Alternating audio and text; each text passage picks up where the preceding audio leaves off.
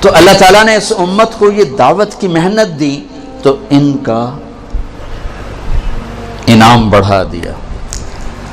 ایک آیت آئی پانی ہے من جاء بالحسنۃ فلہ عشر امثالھا، جو ایک نیکی کرے گا 10 دوں گا. یہ ہے انٹرنیشنل لا. آدم علیہ السلام سے لے کر عیسیٰ علیہ السلام تک. تو ہمارے نبی نے کہا زد امتی، یا اللہ تھوڑا ہے میری امت کو تو زیادہ دے، ان کو تو کام بڑا ملا ہے.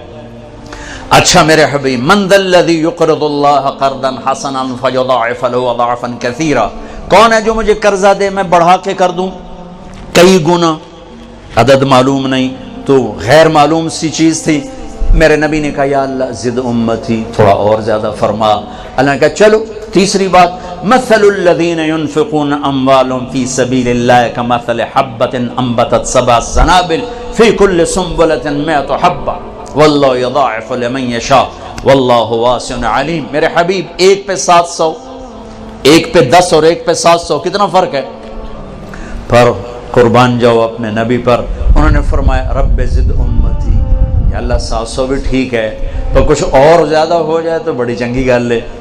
تو پھر میرے اللہ نے کہا چل میرے نبی آپ حساب کتاب چھوڑیں، انما یوفی الصابرون اجرہم بغیر حساب، آپ کی امت کے صبر والوں کو بے حساب دوں گا، کوئی ضرب تقسیم نہیں.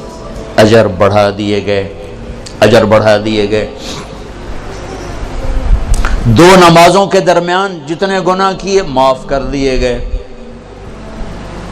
پہلی امتوں پہ زکوٰۃ 100 میں 10، ہماری زکوٰۃ 100 میں 2.5، اجر زیادہ. ان کی زکوٰۃ پہاڑ پہ رکھو جلا دے گی آگ، ہماری زکوٰۃ مالدار سے لے کر غریب کو دے دو. کتنی آسانی کر دی. ان کا روزہ 24 گھنٹے کا، افطاری سے افطاری، افطاری سے افطاری. ہم پر بھی ایسے ہی روزہ فرض ہوا، افطاری سے افطاری. ایک صحابی ہیں قیس بن سریمہ رضی اللہ تعالیٰ عنہ، انہوں نے روزہ رکھا. اچھا وقت کیسے ختم ہوتا تھا؟ مغرب کے بعد کھایا، آنکھ لگ گئی 1 منٹ بھی تو اگلا روزہ شروع ہو گیا. سورج ڈوبنے کے بعد اگر آنکھ لگ جاتی تھی تو ٹائم ختم. یہ اونٹ چرانے والے، کھیت میں کام کرنے والے، یہ آئے بیوی سے کہنے لگے کوئی افطاری ہے؟ کہنے لگے کوئی نہیں، لیکن تو تھک ہار کے آیا، میں تیرے لیے کوئی انتظام کرتی ہوں.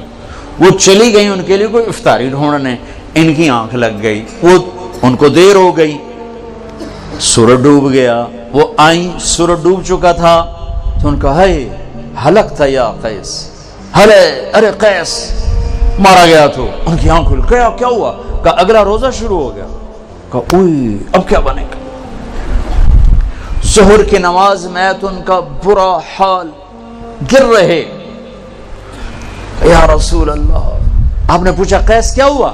کہ یا رسول اللہ مزدور آدمی ہوں، مزدوری کر کے آیا، آنکھ لگ گئی، بیوی کو کھانا لانے میں دیر ہو گئی، اگلا روزہ شروع ہو گیا، ہمت نہیں یا رسول اللہ. چلو میرے بندو، میرے رب کا کلو واشربو حتی یتبین لکم الخیط الابیض من الخیط الاسود من الفجر. چلو میرے بندو، ساری رات تمہارے لیے کھانا جائز، پینا جائز. اچھا جب روزہ شروع ہوتا تھا تو بیوی حرام، دن میں بھی حرام، رات میں بھی حرام. تو شروع میں روزہ بھی ایسا تھا، بیوی دن میں بھی حرام، رات میں. جب افطاری ختم تو روزہ شروع ہو گیا. ایک صحابی آ گیا، یا رسول اللہ میں تو مارا گیا. آپ نے کہا کیا ہوا؟ کہ میں روزے کی حالت میں بیوی کے پاس چلا گیا. ہم نے کہا اچھا تو پھر تو غلام آزاد کر، اس کا کفارہ. کہ میرے پاس پیسہ ہی نہیں، میں کہاں سے آزاد کروں؟ کہا پھر تو 60 مسکینوں کو روٹی کھلا. وہ کہنے لگا میری اپنی پوری نہیں ہوتی، 60 نو کتھوں کھواواں. پھر آپ نے کہا پھر 60 روزے رکھ. وہ کہنے لگا ایک روزے آئے چند چاڑ ہے، 60 روزے میں کی کروں؟ آپ نے کہا اچھا بھائی بیٹھ جا، تیرا انتظام کرتا ہوں. اللہ نے اس امت کو بڑے لاڈ دیے ہیں، بڑے لاڈ دیے ہیں. اتنے میں ایک انصاری صاحب آیا، یا رسول اللہ یہ صدقہ ہے کھجور، آپ تقسیم فرماتے ہیں. آپ نے کہا بھائی وہ کدھر ہے؟ کہا جی بیٹھا ہوں. کہا یہ لے جا. اور مدینے کے 60 غریب گھروں میں تقسیم کر دے۔ کہنے لگے یا رسول اللہ، اللہ کی قسم مدینے میں مجھ سے بڑا غریب کوئی نہیں، آپ میرا کفارہ مجھے دو، میں آپ پہ کھاواں۔ تو آپ اتنا ہنسے کہ آپ کی داڑھیں نظر آنے لگی۔ آپ کہا چل موج کرتا ہی نہیں دے، لیکن یہ قانون صرف تیرے لیے بدلا ہے اور کسی کے لیے نہیں بدلا۔ اس امت کو تو یوں اللہ نے لاڈ لڈائے، رات کو کھانا بھی حلال، بیوی بھی حلال،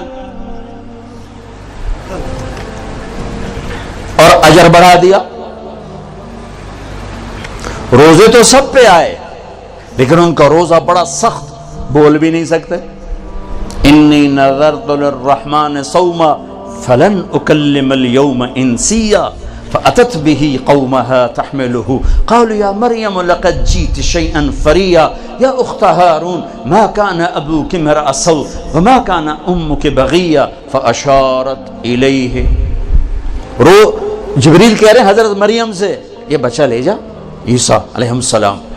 تو لوگ کہیں گے یہ کیا ہے؟ تم کہنا میرا روزہ ہے، اور روزے میں تو ہم بول نہیں سکتے۔ بنو اسرائیل کا روزہ بولنا بھی نہیں، کھانا بھی نہیں، پینا بھی نہیں ہے۔ وہ سچ بھی بولتے تھے تو ان کا روزہ ٹوٹ جاتا تھا، تم جھوٹ بھی بولو تو نہیں ٹوٹتا، خراب ہو جاتا ہے، ٹوٹتا نہیں۔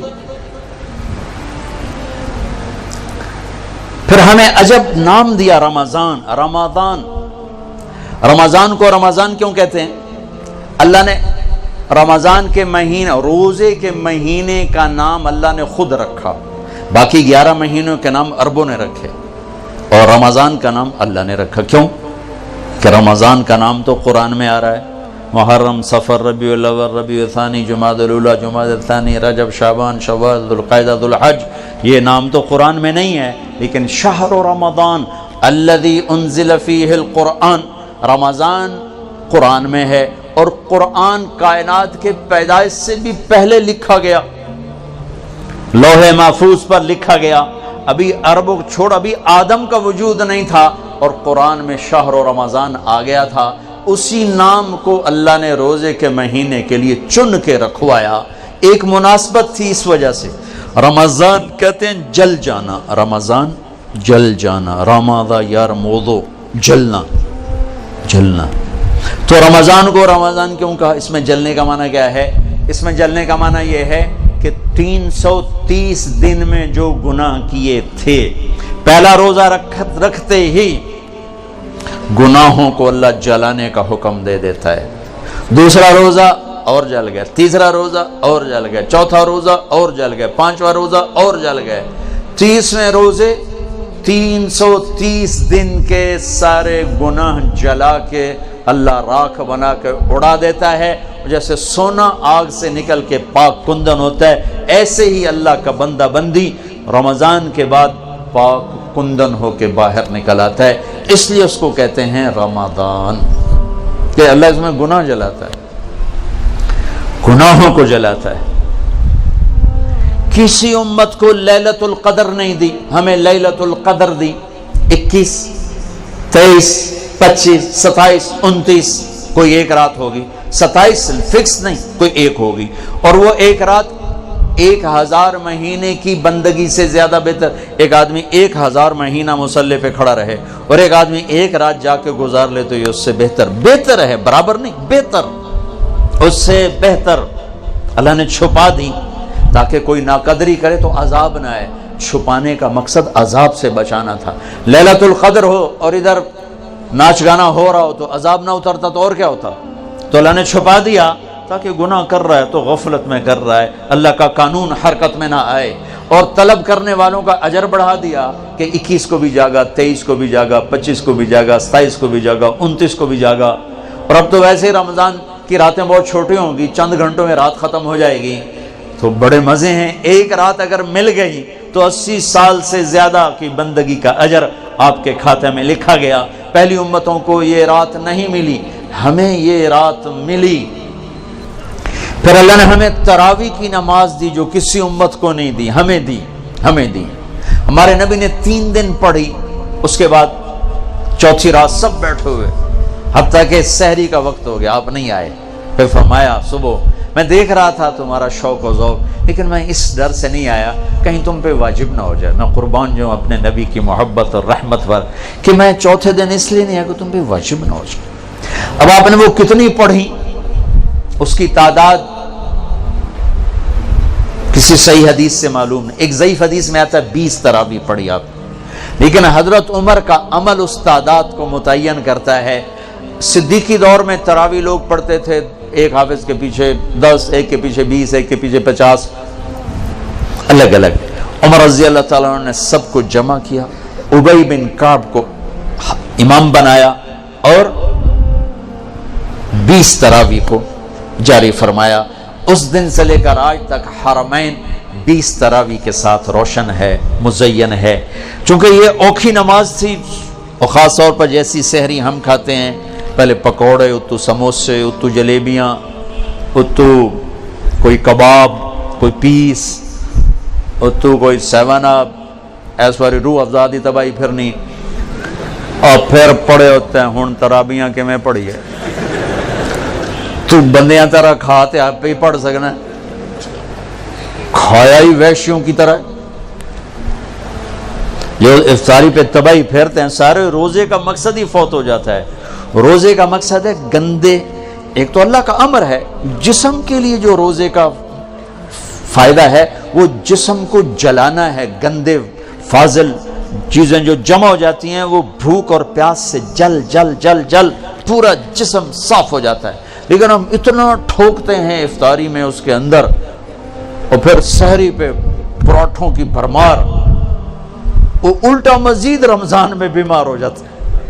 اور عید دی سیویاں کھا کھا ڈاکٹراں دی موج بنی ہوندی، سارے کلینک بھرے پڑے ہوتے۔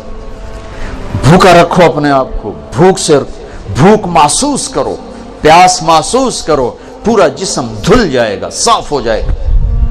اگر کنٹرول کر کے کھاؤ تو تراویح چونکہ مشقت ہے تو چلو بھائی چیک سائن، کیا تراویح کے ہر سجدے پہ 1500 نیکی لکھی جائے گی،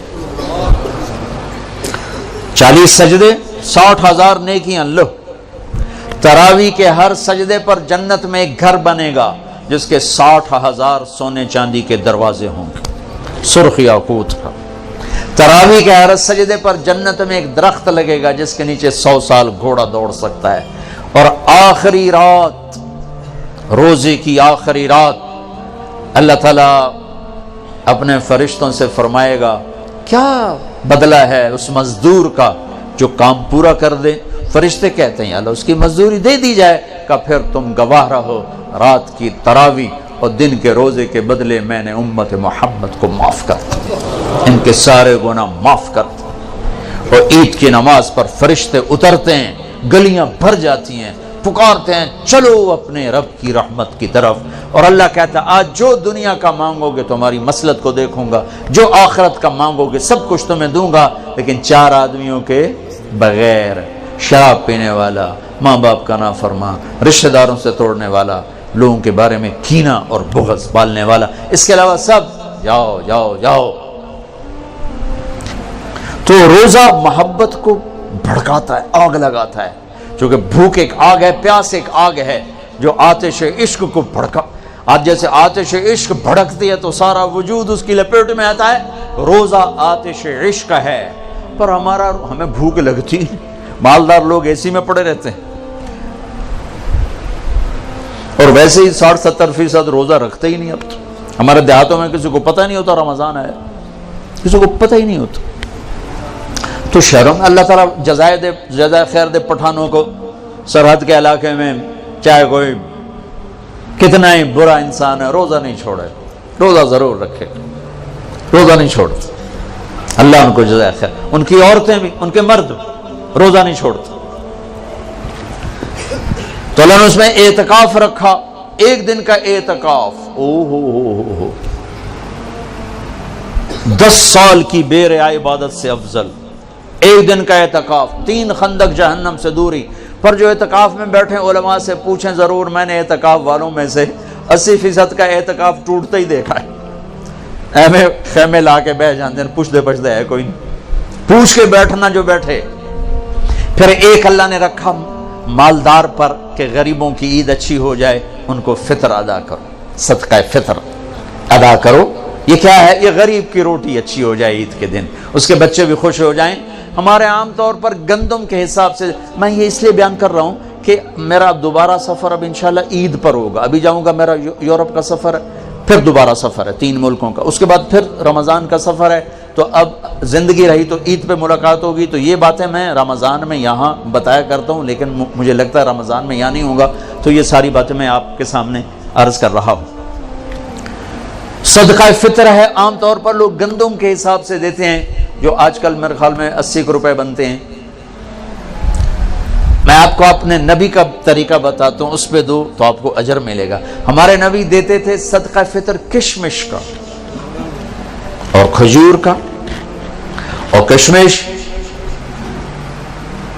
وہ ہے 3 کلو پوری، اور کھجور آدھی ہے 2 کلو گندم، اور کشمش ہے 3 کلو، تو 300 روپے تقریباً کلو ہے کشمش، جو اچھی ہوتی۔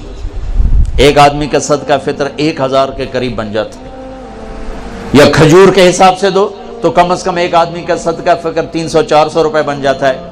تو ایک گھر میں 4 افراد ہوں، اگر ایک وہ کشمش کے حساب سے دے تو 4000 روپے جس گھر میں جائے گا وہ اندر سے دعا نکلے گی۔ تو اور 4 آدمی 80 کے حساب تو 320 روپے، اس تو شکریہ بھی نہیں آکھن۔ آج ہم راستے میں تھے تو وہ ایک فقیر آ گیا چھوٹے سے قد کا، تو میں نے بیٹے سے کہا کہ تیرے پاس کوئی 500 روپے ہے؟ کہنے لگا نہیں، نکالا 100 روپے۔ میں کہا پتر 100 روپے نال دعا نہیں نکلنی، 1000 دے دے۔ میں نے تو کو 1000 دیا تو اس نے یوں ہاتھ کھڑے کیے، میں کہا ویکھے یہ 1000 دا لگ گیا دھکا، یہ ہاتھ 1000 تو بغیر اتنے نہ جا سکتے۔ تو اصل تو دعا ملے، اندر سے دعائیں کروائی نہیں جاتی، دعائیں لی جاتی ہیں۔ حضرت ابھی دعا کرو، حضرت ابھی ہاتھ اٹھاؤ، ہمیں حضرت دا دل ہوئے نہ ہوئے ہونے ہاتھ اچھاؤ، ہوں تو او دی نہیں سنی ہم نے تیری کی تو سنی، کیونکہ دعا تو اندر کی کیفیت کا نام ہے، الفاظ کا نام دعا نہیں ہے۔ اور یہ سرحد میں تو پٹھان سر چڑھ جاتے ہیں، دعا کوا دعا کوا، ابھی ہاتھ اٹھاؤ۔ اور میں نے وہاں دیکھا وہاں رواج ہے، چل ہو گئی دعا، جو اللہ سے مذاق ہے۔ دعا تو فریاد کو کہتے، فریاد فریاد فریاد کرنا سیکھ لو، تمہاری سب سنے گا۔ تو صدقہ فطر دو کشمش کے حساب سے، تو غریب کی دعا لگے گی۔ نہیں دل کرتا چلو گندم اور ساتھ کھجور کے حساب سے دے دو، زیادہ ہی دل گھبراتا ہے پیسہ دینے میں، چلو کھجور کے گندم کے حساب سے تو دو، گندم کے حساب سے تو دو۔ دیکھو ساری آسمانی کتابیں رمضان میں اتری، یکم رمضان کو ابراہیم علیہ السلام پہ صحیفے اترے، 2 رمضان کو عیسیٰ علیہ السلام پر، موسیٰ علیہ السلام پر تورات اتری، 6 رمضان کو داؤد علیہ السلام پر زبور اتری، 12 رمضان کو یا 18 کو عیسیٰ علیہ السلام پر انجیل اتری، اور 21 رمضان کو ایک روایت کے مطابق اللہ کے نبی پر قرآن اترا۔ سارا آسمانی علم رمضان میں آیا ہے، رمضان میں۔ اور رمضان سے وحی کا سلسلہ شروع ہوا اور دعوت کا سلسلہ شروع ہوا۔ اپنی زندگی سے 3 کام نکال دو، ایک ظلم، ایک جھوٹ، ایک دھوکہ، 3 کام نکال دو۔ ظلم نکال دو، جھوٹ نکال دو، دھوکہ نکال دو۔ ہمارے عوام بھی ظالم ہیں، عدالتوں میں جا کے دیکھو کتنے جھوٹے مقدمے چل رہے ہیں۔ یہ تو کوئی سیاستدان نہیں ہے، کوئی وزیر نہیں ہے، عام لوگوں نے، دیہاتیوں نے جھوٹے مقدمے، جھوٹی گواہیاں، خود انگلیاں توڑ کے جعلی ڈاکٹری سرٹیفکیٹ بنوا کے آ جاتے۔ اپنی زندگی سے جھوٹ نکال دو، ظلم نکال دو، دھوکہ نکال دو، 3 چیزیں داخل کر دو، انصاف کو ڈال لو، سچائی کو ڈال لو، دیانتداری کو ڈال لو۔ دنیا اور آخرت کی عزتوں کا ذمہ دار ہے اللہ کا حبیب۔ فرائض کی پابندی کرو، کبیرہ گناہوں سے بچو، ہو جائے توبہ کرو، ماں باپ زندہ ہیں راضی کرو، بیوی کے ساتھ حسن سلوک کرو، بچوں کو حلال کھلاؤ، حرام نہ کھلاؤ، جھوٹ کا، رشوت کا، بددیانتی کا، خیانت کا، ملاوٹ کا پیسہ نہ کھلاؤ، یہ زہر ہے جو بچوں کے اندر جا رہا ہے۔ حلال کھلاؤ، مطمئن ہو جاؤ، اللہ انہیں پالے گا، انہیں سنبھالے گا۔